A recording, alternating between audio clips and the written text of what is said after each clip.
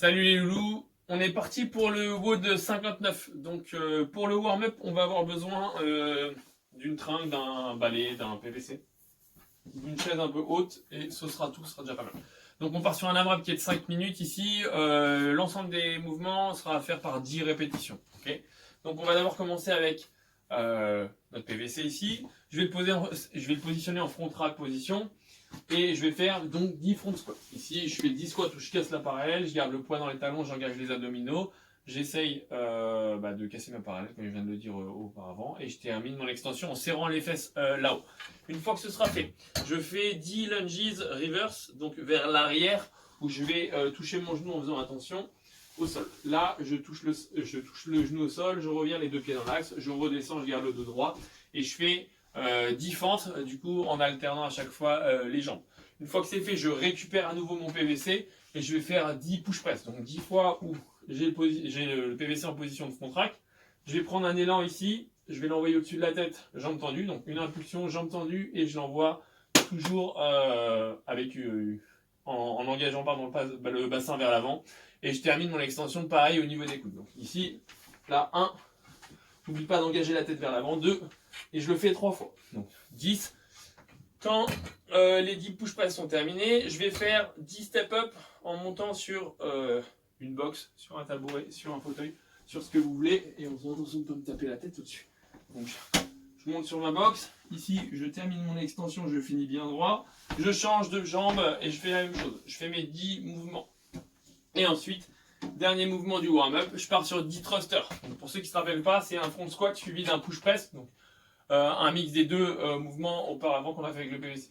Donc je le pose en front rack, je descends sur un squat et dans la foulée, je l'envoie jambes tendues au-dessus de la tête. Je recommence ici, je le fais 10 fois. Donc là, on est parti pour un AMRAP de 5 minutes. Donc forcément, après les thrusters, on repart directement sur les front squats par 10. Et c'est parti.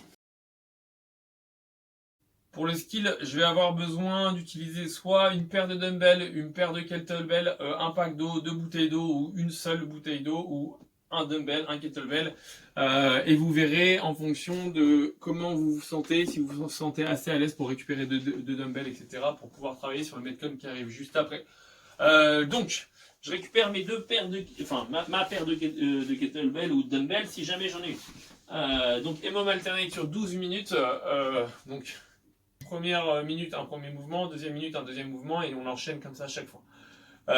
Les mouvements sont à faire par 9 répétitions, et j'aurai à faire des front squats avec les dumbbells dans la première minute, donc au nombre de 9, et ensuite, dans la deuxième minute, j'aurai à faire 9 push press. Exactement ce qu'on a fait sur le warm-up avant.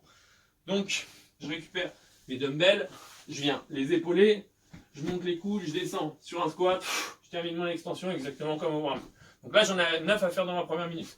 Deuxième minute, je suis ici, je descends. Je prends un élan ici, je l'envoie bras tendu au-dessus de la tête, je recommence, je ramène mes dumbbells au niveau des épaules, etc.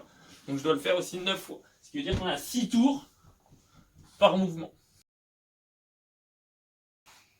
Pour le Metcon, on part sur un Fran Covid, donc vous ferez exactement le même principe qu'un Fran avec des dumbbells, avec des kettlebells, sauf qu'au lieu de faire des pull-ups dedans, on fera des box jump si jamais vous avez une box, si vous avez des escaliers, des choses comme ça. Comme depuis le début du confinement, et ben vous utiliserez exactement le même budget que vous utilisiez pour pouvoir monter dessus.